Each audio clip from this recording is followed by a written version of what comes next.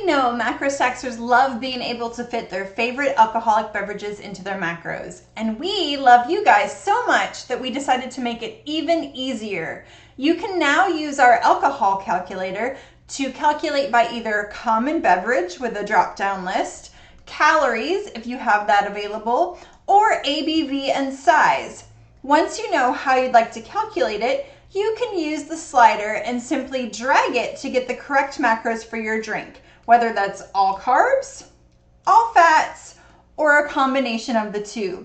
Once you've decided how you want to log it, you can simply tap Add this to your food log. The app will open, creating a new custom food for you, where you can change the food name if you prefer, the serving size if you prefer, but all you have to do is tap Save, and easy peasy, your alcohol is logged for you and you can plan the rest of your day. Let us know what you think.